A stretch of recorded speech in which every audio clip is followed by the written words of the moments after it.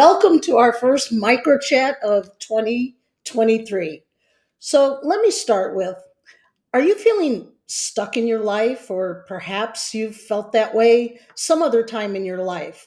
Our guest today is the first in our series. She's a psychotherapist, she's a best selling author, and her name is Britt Frank. Now, she's an award winning adjunct professor. She's worked in the drug and alcohol field. She's worked at a children's psychiatric hospital, and now she's in private practice.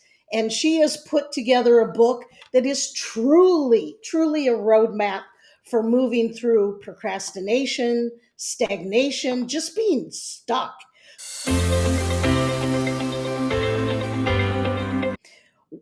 What an amazing reflection. And I love the way, whether it's in your book or right now, you use all these examples to make it, as you said, little pieces that you can bite and understand.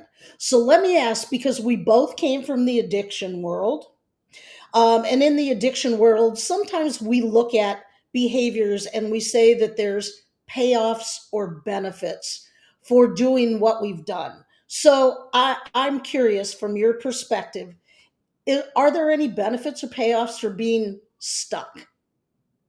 This one it can be really loaded with shame. And so I'm very mindful to be the first to disclose I am a recovering drug addict. I smoked crystal meth. I very much understand the shame and the confusion and all of the devastation that comes with addiction. So, yes, I've worked in the treatment world, but I was also in the treatment world as a client.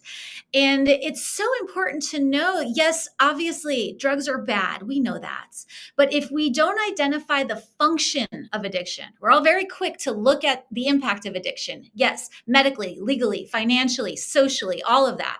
We understand the costs. But if we're not willing to identify the hidden benefits of addiction, then we're going to continue to spin our wheels. And people say, well, what kind of benefits could there be to being, for me, a crystal meth addict? Pain avoidance. It's really easy to outrun your trauma temporarily. When you're on speed, it's really easy to numb out all the pain, to silence those inner voices, to not deal with the injuries that have been inflicted upon us if you're numbing out. And I'm not attributing judgment to it. People are like, well, that's not good. I know it's not good. We're not talking good versus bad. We're talking about function. So if I understand that the function of my addiction is pain management, is rejection avoidance, and is trying to cope with traumatic injuries, then I need to know that in order to implement effective solutions. You're not going to be able to solve a problem at the level of the problem. You solve a problem at the level of the function of the problem. So we need to first understand function, not impacts. And I think really that's the missing key to the addiction treatment world. Wait, so go back over that again.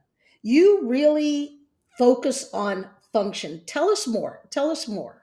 And again, all of the tools that we use, medication, psychology, therapy, all of the different modalities, yes, of course, based on your particular genetic makeup and your environment and your access to resources, those choice points are going to be different. But addiction is functional. Addiction is, again, it's not a moral issue. We're taking all of the moral judgments off and going, what is the function of this person's addiction? For some people, it's the only way that they have learned to cope with life. The very first thing I did when I started healing my addiction, and the very first thing I have my clients do, is not, oh my God, I hate this part of me. It's, let's start by thanking that part of you. We're not saying it's good. We're not co-signing on the behavior. We are saying the function of addiction is survival. And if you're having this conversation, that means it worked. It's not good. And you probably have a lot of cleanup to do. I did. But the function of addiction is survival and pain management. And until we can find better strategies to get those things tended to, addiction will always be necessary. Again, not good, but necessary and functional. So what we want to do is empower people to understand, what is this addiction doing? Is it helping me avoid something that I need to do or look at? Is it helping me cope with something that's happening to me? For some people who have no access to resources, no safety, no infrastructure of support and connection, again, I'm not saying it's good, but addiction was the only option that they had. So rather than shaming ourselves, which again, biochemically, shame produces cortisol, which kicks us into fight, flight, freeze, which perpetuates the cycle, let's start by honoring the function of addiction, and then we can address the impact of it, clean up our messes, take accountability and ownership. But if we don't identify function, we're not going to get to sustainable solutions. That's a lot of white knuckling. And for some people, it works. But I don't think of that as true embodiment, and joy and resilience comes from knowing all of the parts of ourselves have value, even the ones that do bad things.